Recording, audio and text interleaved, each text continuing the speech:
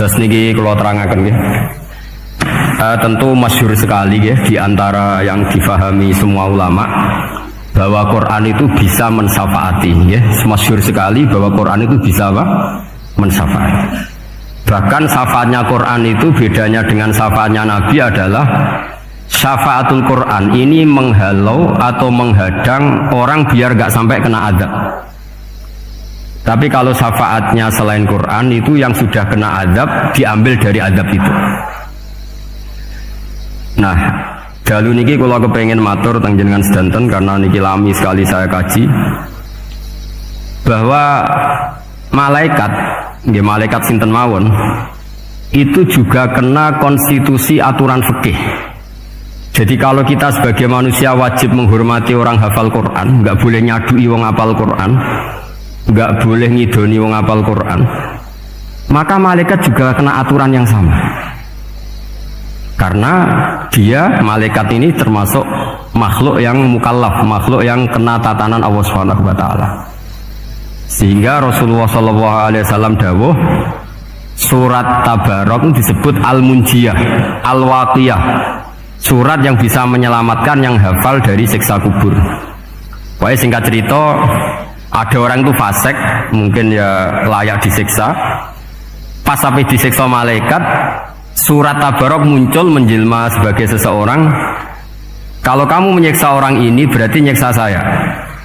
Terus kata malaikat, anti min kalamillah, ya rujuknya memang perempuan karena surah itu dari muannas karena ada taknya. Anti min kalamillah, kamu ini termasuk kalamullah. Wa ana akrahu musa'ataki, tentu aku nggak berani menyiksa kamu. Ya terus berdebat kata malaikat, ini orang nggak bener, ini orang fasik, saya harus mukuli dia. Terus kata surat Tabarok, sak fasik-fasiknya aku itu neng hati ini, kena nyiksa dekne nyiksa aku. Wahnya debat karena nggak ada mahkamah konstitusi. Terus walhasil terus malaikat bilang gini, ya sudah kita lapor kepada Allah Subhanahu wa taala.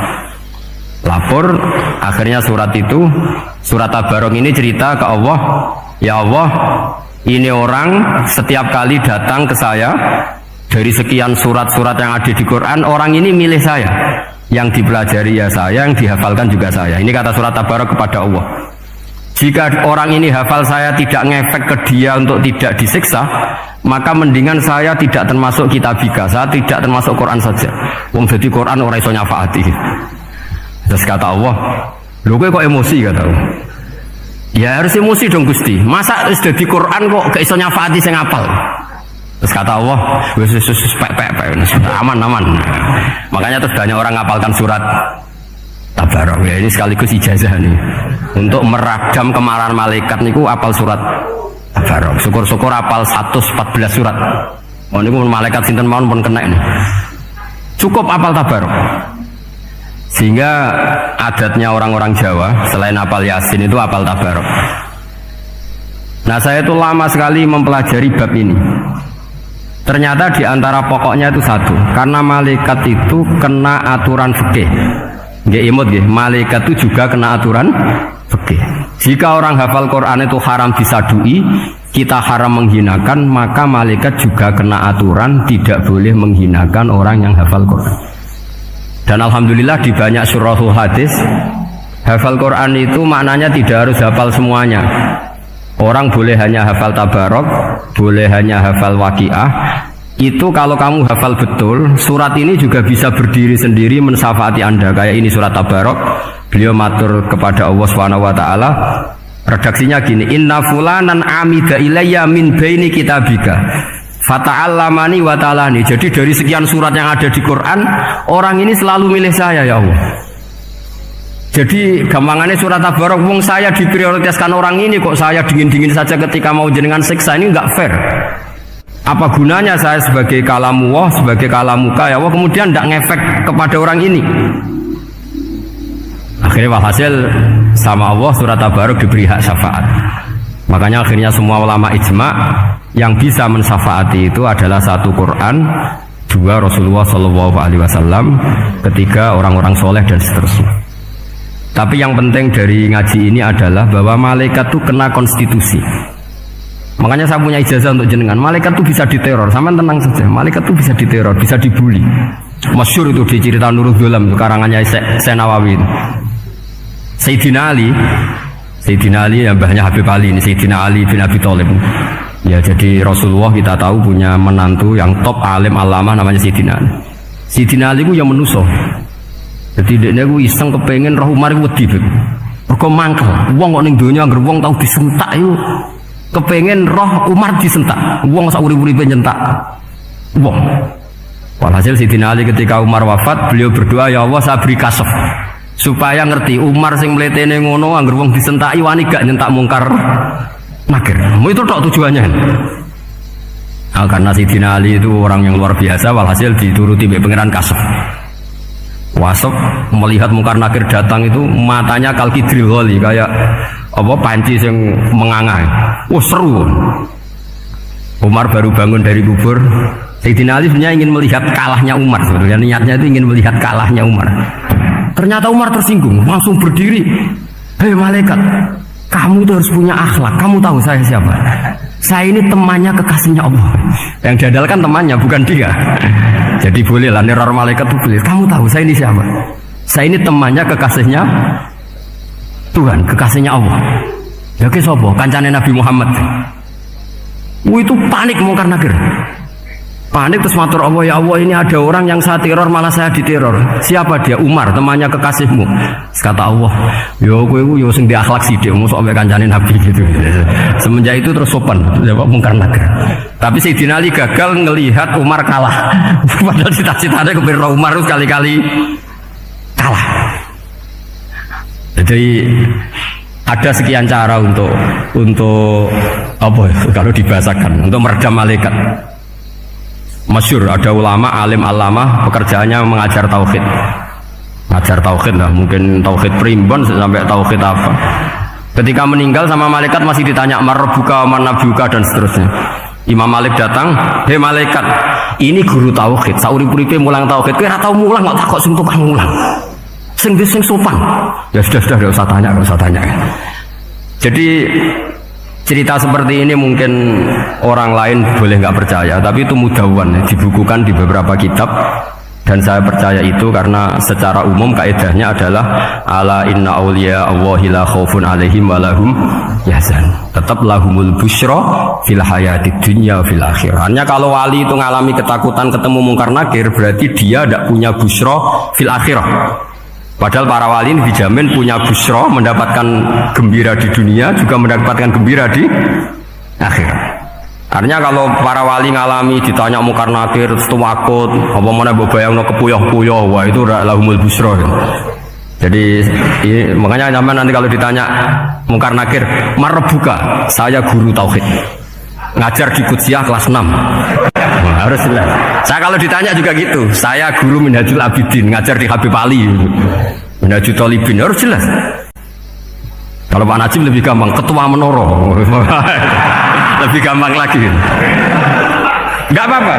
Kalau karena malaikat itu ternyata mukallaf itu kena aturan hukum, nggak boleh dia selonang-selonong, kena aturan hukum. Makanya fa inna Allah ta'ala la yu'adzibu qalban wa al-Qur'an. Allah tidak akan menyiksa hati yang ada di Quran. Kalau orang hafal Quran sampai mati, artinya dia membawa Quran. Dan artinya apa? Malaikat kena aturan tidak boleh melecehkan orang yang membawa Al-Quran. Sehingga surat Tabarak nggak terima. Ini orang ini hafal saya. Kalau kamu mukulin dia, kena saya. Tapi ini orang fasik. Tapi saya di situ. Kalau mukuli dia, kena saya. Akhirnya kompromi terus konsultasi di Allah. Akhirnya dibenarkan surat Tabarak. Ya, terus ini sudah clear ya, lolos ya, mungkar nakir lolos. Baru kayak surat apa? Tabarak. Mungkin buatan dites malih, nak dites malih ndredeg lira-kliru ribet. Tapi saya percaya itu ya. Saya tidak bisa membayangkan ya. Ketika Quran disifati Rasulullah SAW bahwa Quran itu syafa', memberi syafaat, kemudian itu tidak ngefek. Saya itu keberatan sekali. Begitu juga apalagi ya, misalnya Rasulullah disifati akrobin nas, ahabbin nas ilallah, kemudian tidak ngefek bisa memberi syafaat, itu tidak fair. Pasti orang-orang dekatnya Allah ini bisa memberi apa? Syafaat. Karena status kedekatannya Rasulullah SAW diantaranya adalah hak memberi syafaat. Karena malaikat yang semuanya itu kena konstitusi. Saya punya kitab syarahnya Bukhari banyak, saya punya itu diantaranya riwayat dari Ahlul Bait dari Sayyid Ali Zainal Abidin Anil Husain an abihi an Rasulillah SAW. Itu riwayatnya adalah ketika nanti di mahsyar itu ya tidak usah kamu bayangkan ya, karena ini bila kaifin walam hisorin, itu Nabi diantara Jibril dan Allah. Kemudian tentu yang akan masuk surga itu orang-orang yang sudah jelas surganya, kayak para nabi, para wali, para habaib, para orang-orang pilihan, itu jelas surganya. Tapi apa yang terjadi? Allah itu ya tentu Allah zat yang maha tahu, sudah sangat tahu. Itu Nabi usulnya itu hanya satu, Ai Rabbi. Saya masih hafal teksnya, memang tak hafalkan karena ini tak mau tak pakai senjata untuk ketemu para malaikat. Bukan ya Rabbi, kalimatnya Ai Rabbi. Ai Rabbi ibaduka abaduka fi atrofil ardi. Lho Gusti, yang nyembah jenengan bukan hanya orang Kudus tok, bukan orang Menoro tok, bukan madrasah-madrasah elit tok, bukan sekolah-sekolah Anggulun tok. Banyak orang yang di tengah hutan juga nyembah jenengan, banyak orang yang kerja di Korea juga nyembah jenengan, banyak orang dengan segala kemiskinannya juga nyembah jenengan. Tidak hanya orang-orang mainstream ini yang nyembah jenengan. Akhirnya Allah ini terus nyari orang-orang yang gak jelas alamatnya, gak jelas statusnya, tapi di hatinya hanya masih nyembah Allah Subhanahu wa Ta'ala. Ini termasuk berkah dari rahmatnya Rasulullah SAW. Jadi nanti yang jelas ya tentu akan dapat surga karena posisinya jelas. Yang nggak jelas diusulkan sama Rasulullah, Ai Rabbi ibaduka abaduka fi atrofil ardi. Itu luar biasa. Saya pernah ke Korea itu haru karena di sana ya ada yasinan, ada dibaan. Padahal kerja di negara ateis. Itu kalau mereka sholat, itu nyuri-nyuri waktu makan sholatnya itu di kamar mandi. Ya jangan bayangkan kamar mandinya kayak di sini yang sempit juga. Kamar mandi di kota-kota itu kan mungkin lebih bagus dibanding kamar tidur jenengan. Kayak di hotel-hotel itu kan kalau santri so ngantuk, saking mewahnya. Jadi bisa kadang ada yang tanya, masa Gus kamar mandi nek gue sholat mau cuy? Iwa kamar mandimu ini kamar mandi. Ya sering dia tanya saya itu sholatnya sah apa enggak? Sah, semuanya gitu tak jawab sah terus. Dan itu yang nanti diusulkan Rasulullah SAW, Ai Rabbi ibaduka abaduka fi atrofil ardi. Di luar orang-orang yang mainstream itu ya Allah, banyak orang yang menyembah jenengan. Saya tuh pernah nangis ketika di Bandara Jakarta ketemu orang wireng, serai melarat, jelas melarat, wireng. Ini aku ketemu saya cium tangan, Gus saya ini itu habis dari Selandia Baru, kerjanya dia itu ikut mancing gitu, mancing ikan tuna di Selandia. Kalau saya di tengah laut itu sampai 2 bulan. Hiburan saya itu hanya ngaji jenengan lewat YouTube. Coba orang di tengah laut ngaji. Wah, itu seneng pojok bumi. Jadi ini umat Rasulullah SAW. Makanya kalau suwon jenengan yakin saja terhadap syafaatnya Quran, karena semua malaikat itu kena aturan. Di antara aturannya adalah tidak boleh menyiksa orang yang di hatinya ada Al-Quran. Fa innallaha ta'ala la yu'adzibu qalban wa al-Qur'ana. Karena Allah tidak akan menyiksa hati yang ada di Quran, yang ada Qurannya. Sehingga memiliki jelas ini riwayat saking Ibnu Katsir. Sebagai pulau percaya, apalagi ini didawuhkan Rasulullah SAW bahwa surat Tabarok adalah disebut munjiyah, penyelamat, juga disebut wakiyah, penjaga. Lalu biasanya orang-orang yang nggak percaya syafaat itu pertanyaannya adalah, kan manusia itu wa alaysa lil insani ila masa'a, manusia itu hanya bisa membawa bekal apa yang pernah dilakukan. Itu dijawab oleh ulama-ulama kita ahli sunnah wal jamaah. Entah perlu ditambah anak dia apa enggak tahu saya. Saya ini kata orang banyak termasuk pengurus PBNU, tapi saya itu tetap nggak pati srek. Kalau ahli sunnah saja, tidak usah ditambahi anak dia. Karena nanti malah tidak global ini, ahli sunnah kok lokal ini jadi ribet. Ya tapi kalau kita di Indonesia ya ditambahi anak dia tidak apa-apa. Karena mau tidak mau memang dalam hal ikramus sahabah mungkin kita dengan Wahabi itu sama-sama ikramus sahabah. Tapi dalam hal percaya wasilah, kita ini ada miripnya dengan Syiah, karena Syiah percaya wasilah, NU percaya wasilah. Tapi dalam bab ikramu kulli sahabah, beda kita dengan Syiah. Fa inna Syiin itu ada sahabat yang dihormati, ada yang enggak. Akhirnya terus kita karena itu terus bikin ahli sunnah Ahmadiyah, karena Wahabi itu ya ahli sunnah tapi enggak percaya apa? Wasilah. Ya katanya gitu, kata para pakar-pakar. Saya sendiri hanya nirukan, saya tidak punya kepentingan untuk menganalisis itu dah. Karena pertanyaan di kuburan itu ya gampang, nanti marbuka, manabuka itu gampang lah. Tapi ada KNU juga, ada nanti Gus pertanyaannya, wama jamiyatuka. Waduh ribet itu, lama-lama wama hizbuka, partai kamu apa? Ribet kan kalau semua orang kreasi nambahin, malah ribet kan. Tapi lewat ngaji ini saya pastikan bahwa surat Tabarok itu luar biasa. Terus saya teruskan. Wa qad rawat Tabrani wal Hafidz Ad-Diya al-Muqaddasi min tariqi Salam bin Sadrusih qala Rasulullah sallallahu alaihi wasallam suratun fil Qur'ani khosomat an sahibiyah hatta adkhalatul jannah. Jadi ada surat di Quran yang mati-matian membela yang hafal sampai surat itu memasukkan orang itu ke surga, yaitu Tabarakalladzi biyadihil mulk. Ini yang Ani bin Abbas yang qala doroba badu ashabin Nabi sallallahu alaihi wasallam khiba'ahu ala qabrin wa wala yahsibu annahu qabrun fa idzan qabru insanin yaqra'u suratal mulki hatta khutamaha fa'atan nabiyya sallallahu alaihi wasallam faqala hiyal mani'ah hiyal munjiyah tunjihi min adzabil qabri. Jadi ada sahabatnya Nabi, karena kemalaman dia bikin tenda di kuburan, dia agak ngira kali itu kuburan. Ternyata di situ ada orang Sohibul Qabri ini baca surat Tabarok. Baca surat Tabarok. Kemudian peristiwa itu dilaporkan ke Rasulullah. Jawabnya Nabi apa? Memang surat Tabarok itu al-mani'ah, yang bisa menghalau atau menolak azab. Hiyal munjiyah, memang surat Tabarok itu menyelamatkan tunjihi min adzabil qabri, akan menyelamatkan orang itu dari siksa kubur.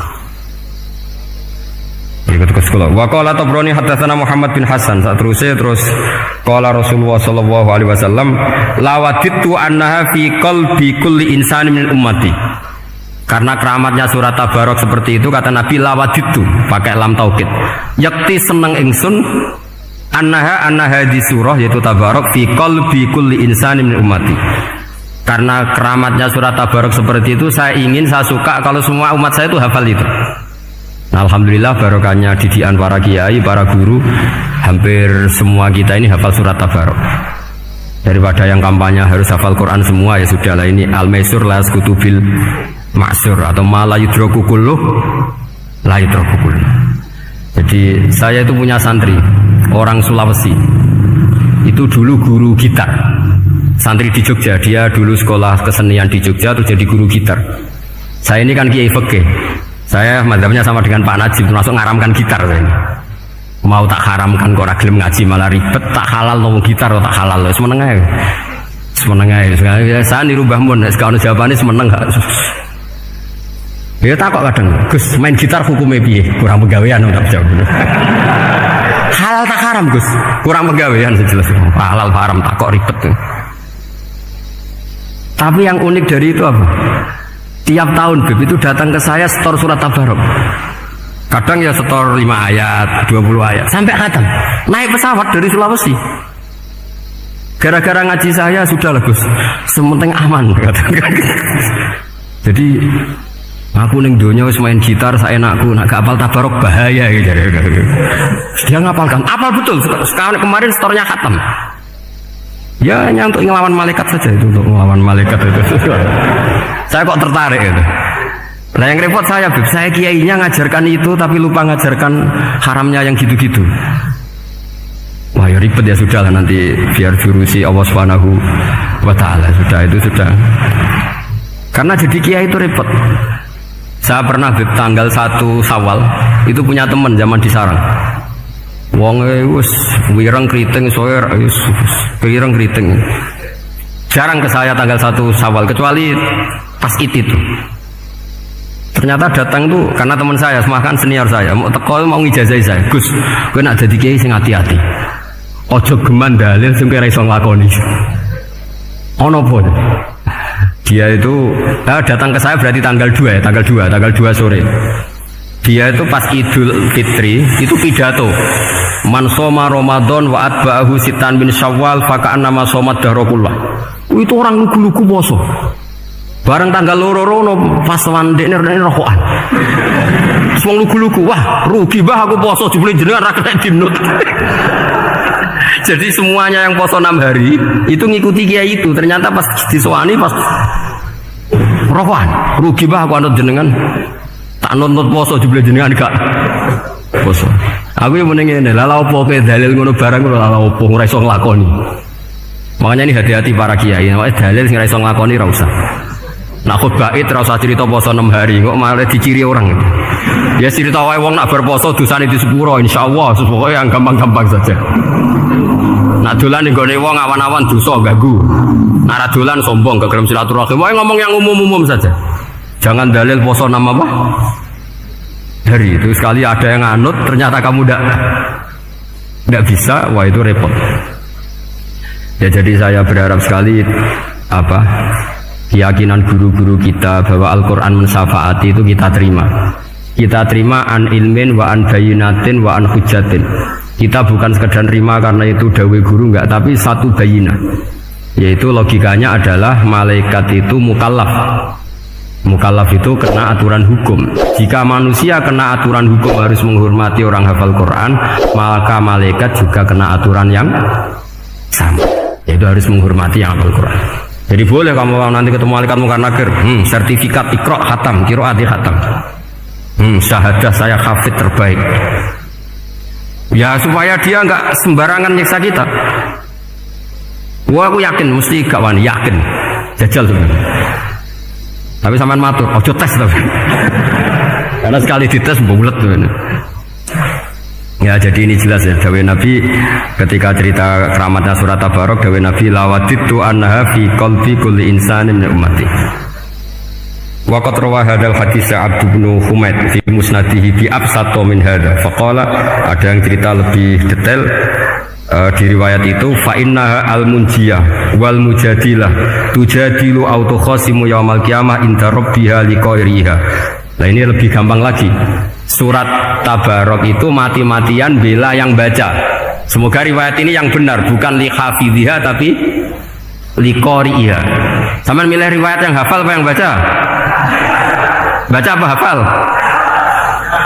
Baca apa hafal? Korupsi kafe. Jadi ada riwayat itu tujadilu autokhasimu yaumal qiyamah inda rabbiha li qari'iha. Bagi yang baca, tidak harus hafal. Watat lubulahu ayun jiahu min adzabin nar wa yun jia biha utawayan sahibaha min adzabil qabri. Jadi surat ini akan mati-matian bela yang membaca. Tadi kan riwayatnya hafal, jadi saya terjemah hafal terus. Akhir-akhir kok ada diskon cukup baca ya, ini tak ganti karena ini demi jenengan tak cari riwayat paling gampang. Sebetulnya ini enggak etis ya. Kayak ilmu pesanan. Ya, tapi ya sudah, memang ada riwayat apa? Liqariha. Akhirnya Nabi ya lagi-lagi menutup dawe lawaditu annaha fi qalbi kulli insani min ummati. Saya suka lawaditu itu pakai lam li taukid itu. Lawaditu annaha fi qalbi kulli insani min ummati. Tapi saya suka sekali kalau itu ada di hati semua umat. Artinya gini, dari sekian riwayat sebetulnya itu kuat riwayat yang hafal. Karena Nabi selalu menutup dengan ngendikan saya suka kalau itu ada di hati, selalu ada di hati. Itu artinya hafal apa baca? Loh menengah ya, pucat kandani kok angel teman. Hafal apa baca? Lawaditu annaha fi qalbi kulli insani min ummati. Itu hafal apa baca? Hafal. Ya berarti hafal. Ini yang hafal Tabarok berapa? Semua ya? Hafal semua? Aman berarti, no? Jadi kulo niku gak ada kitab banyak tentang usul fikih. Sebenarnya kepentingan saya itu bukan masalah usul fikihnya, tapi kepentingan bahwa konstitusi ilmu, saya ulang lagi konstitusi ilmu yang difahami ulama ummati Rasulullah sallallahu alaihi wasallam itu ternyata fa innahu ta'ala bahabihim al malaikah. Allah itu bangga sekali dengan para malaikat. Makanya kamu harus ngaji usul fikih, ngaji apa saja. Karena malaikat itu tidak bisa mikir gak jenengan, yang bisa mikir itu jenengan. Sehingga ketika presentasi cara bahasa sekarang, termasuk keramatnya Imam Amudi, itu ada cerita ini ada di Nailul Ma'mul kalangannya Syekh Mahfud At-Turmusi. Imam Amudi itu ulama top, tapi dia ngajarnya itu matematika. Jadi ulama nggak ngajar tauhid, nggak ngajar tarikh, nggak ngajar pesolatan, tapi ngajar matematika. Akhirnya, tapi di hatinya ini, makanya ulama itu punya sirri asrorihim al-fatihah itu ya di sini. Di hatinya itu menurut dia ilmu paling efektif untuk menjelaskan logika tauhid itu ya matematika. Singkat cerita, ketika ketemu para malaikat, ngendikannya Allah, ya Amudi, kenapa kamu sering belajar matematika? Li tauhidika ya Rabbi, supaya saya mentauhidkan engkau. Ajari para malaikat. Jadi malaikat dipanggil semua sama Allah. Hei waya malaikati, hei para malaikatku, dengarkan kajian Imam Amudi. Dengarin semua. Dia nerangkan di bor hanya sedikit. Nisbatus naini wa arba'atin wa khamsin sampai terus ilal wahid, semuanya nisbatul far'i ilal asli. Wes aku gawe angka cek 1 juta cek 1 miliar tetep awalnya iku siji. Mbok donya jumlahe cek alam galaksi cek planet wes entek. Tetep asal usule siji. Kabeh iku pengembangan nisbatul far'i ilal asli. Liyane zat sing wahid iku kabeh far'un, cabang mintil kal wahdah. Malaikat manduk-manduk kabeh iya, kabeh ku kok Allah. Jadi angka sebanyak apapun itu ya nisbatul far'i ilal asli. Jadi 2 ya enggak asli, yang asli 1. 5 ya sama, 1 miliar ya sama, 1 triliun semua. Berapapun jumlahnya bilangan, semuanya adalah far'un minal wahid.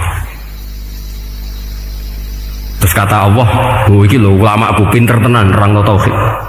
Nah, malaikat kan monoton. Pokoknya wiridan sudah gitu toh.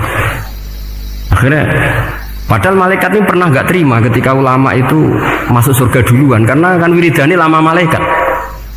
Tapi ternyata apa? Kata Allah, kowe wiridan terus wajar gak di nafsu. Manusa tak kei nafsu jek eling aku. Akal terbaiknya dipakai untuk saya, kata Allah, yaitu untuk litauhidi, untuk mentauhidkan saya. Itu Imam siapa? Amudi. Jadi dia, terus saya punya kitab, pernah ngaji sama Mbah Mun, namanya kitab Al-Husunul Hamidiyah. Itu ada ulama, itu ahli gambar. Gambar. Kitabnya itu bergambar. Kadang gambar wet, kadang gambar wedhus, kitabnya gambar. Tapi wong keramat. Dua kitab gambar tapi hawane hawa tauhid. Nah, sampean kan enggak ngarang kitab primbon. Dongo mahabbah. Lah ndekne dhewe Joko tuwa kok ngijazahi mahabbah. Lucu kan. Ono kiai fakir jali ijazah jalbur rezeki yo ngijazahi udal ndekne dhewe. Fakir. Lha sing repot meneh. Mung ndekne dhewe ra cerdas ngijazahi ilmu laduni. Ribet, Mas. Mung ndekne dhewe ra cerdas ngijazahi ilmu napa? Ternyata di akhir kitab itu dijelaskan gini. Fa inna hadhihi suwara, semua gambar ini awaluha min nuqtah wahidah. Awalnya adalah dari 1 titik. Jadi famadarul wujud adalah an-nuqtah, 1 titik. Nuqtatul wujud yaitu Allah Subhanahu wa taala. Mbok kowe gambar seruwet apapun. Wis aku gambar benang paling ruwet sing ra iso diurai. Awalnya 1 titik apa 2 titik? 1 titik. Makanya masyhur dalam dawai para ulama, Quran dikumpulkan di surat Fatihah. Surat Fatihah dikumpulkan di Bismillah. Bismillah dikumpulkan di titiknya ba. Nah titik ba ini disebut bi kana makana wa bi yakunu mayakun. Karena lewat titik bi ini, karena saya yang ada menjadi ada, dan karena saya yang mau ada akan menjadi ada. Makanya semuanya itu kembali ke 1 titik, nuqtatul wujud. Kayak apa ulama dulu? Jadi mau bismillah itu gak main-main kan? Bismillah itu eling baik. Baik ini nuqtatul wujud, bahwa kita benar-benar bertauhid. Mbok kayak apa bulatnya gambar, mbok kayak apa ruwetnya, tetap dimulai dari satu titik. Mbok kayak apa jumlah angka-angka itu, dimulai angka satu. Nah, sampean saya harapkan nanti kalau ketemu Allah itu Allah bangga dengan sampean kon mulang tauhid ning malaikat. Orang yang TPK kon mulang malaikat. Itu cita-cita terbesar saya, kepengen mulang malaikat. Mulang sampean wis bosen yakin, pokoknya aku pengen keren, mulang. Maksudnya aja malaikat kok Jibril, Mikail itu malaikat elit. Sing awam-awam ya sing mboten. Kalau malaikat ini papan atas nih pun alim banget. Saya kenapa ngomong demikian? Saya ini punya tafsir namanya tafsir Al-Qurtubi. Itu Imam Qurtubi termasuk anggap mufassir hebat. Beliau ketika ngendikan wa idz qala rabbuka lil malaikati, saterusnya terus walhasil malaikat itu terus protes ataj'alu fiha may yufsidu fiha wa yasfikud dima. Itu kan ada pertanyaan di tafsir itu. Bagaimana mungkin malaikat itu protes kepada Allah, padahal malaikat itu terkenal loyal sama Allah, nggak pernah intervensi, nggak pernah gugat. Kenapa ini kok ada cerita malaikat kok gugat atas alu? Jari Imam Qurtubi, hum awamul malaika, itu awamnya malaikat, bukan yang kayak Jibril, Mikail. Itu malaikat-malaikat yang nggak ada namanya, awam. Jadi jangan bayangkan yang protes itu kayak malaikat Jibril. Jadi harus dibedakan. Nah, saya ya tentu kalau ngajar malaikat ya milih yang ini, yang nggak jelas namanya ini sudah. Kalau Jibril ya nggak mungkin diulang, terus sing nggawa wahyu. Apa alam Quran sepiro? Aku sing nggawa Quran ribet kan malah.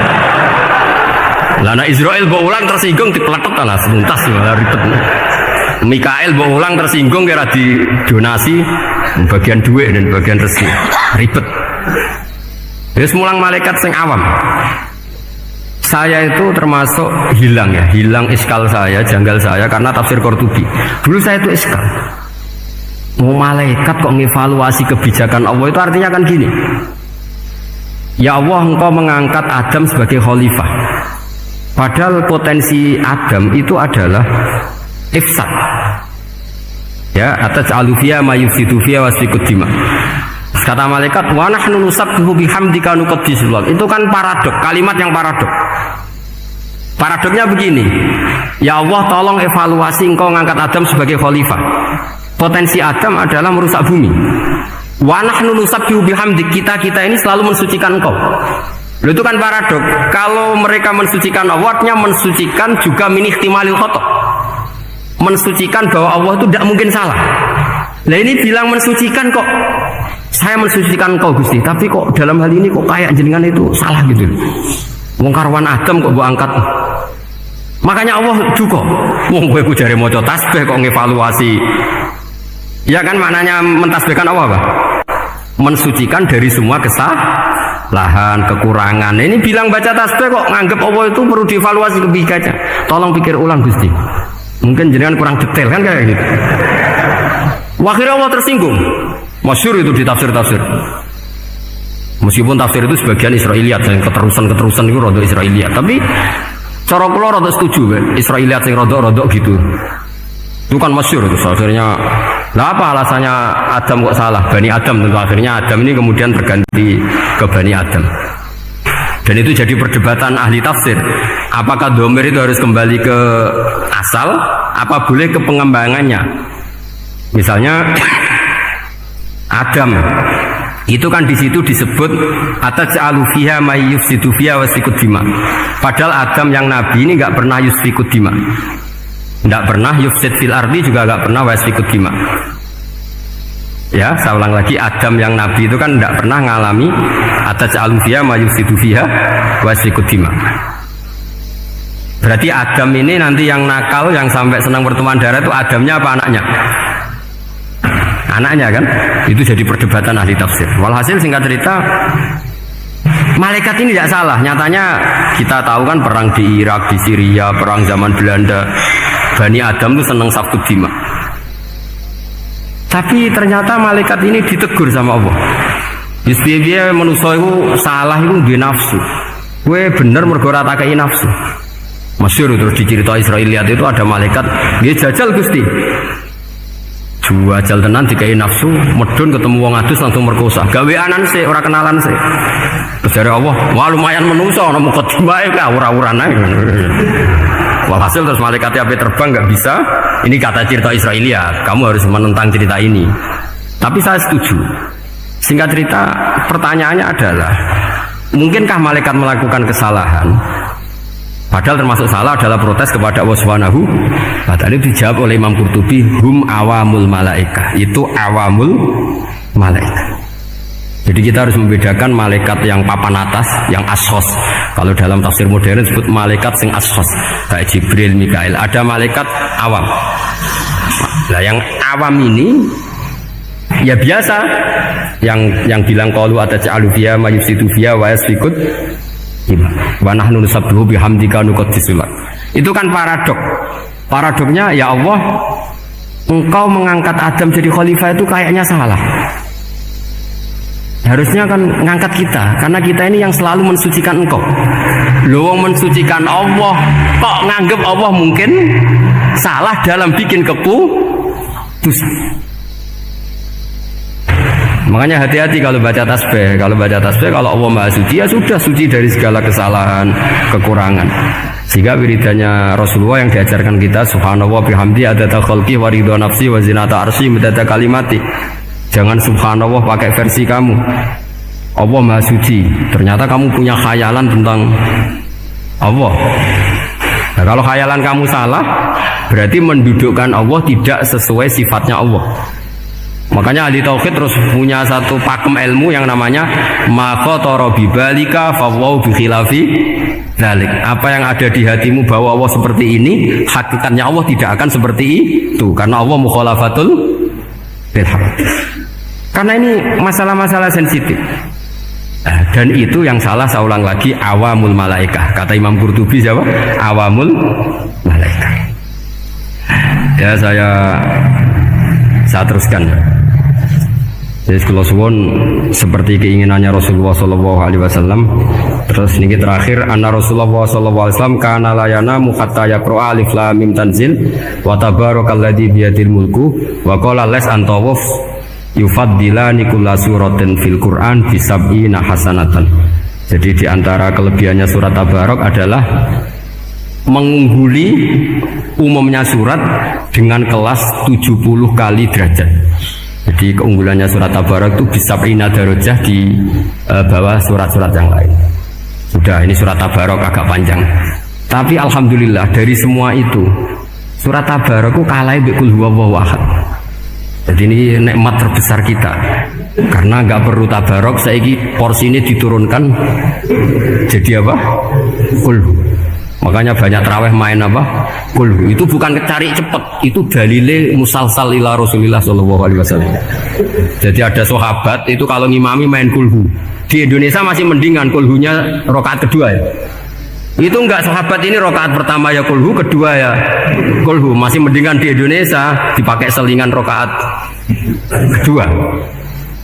Singkat cerita, sahabat yang makmum ini lama-lama mangkel, matur, ya Rasulullah, ini orang yang kau pasrai jadi imam itu sering main kulhu.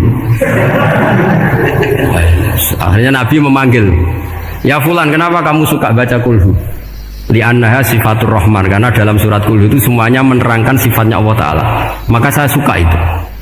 Nabi saat itu juga dapat wahyu, ya Muhammad, kasih tahu orang itu, inni uhibbu, saya suka dia karena dia suka kulhu. Nah, itu aja hafalkan itu. Jadi itu riwayat yang lebih menggembirakan itu. Jadi tidak usah tabarak, cukup apa? Kulhu. Dan itu lebih mutawatir.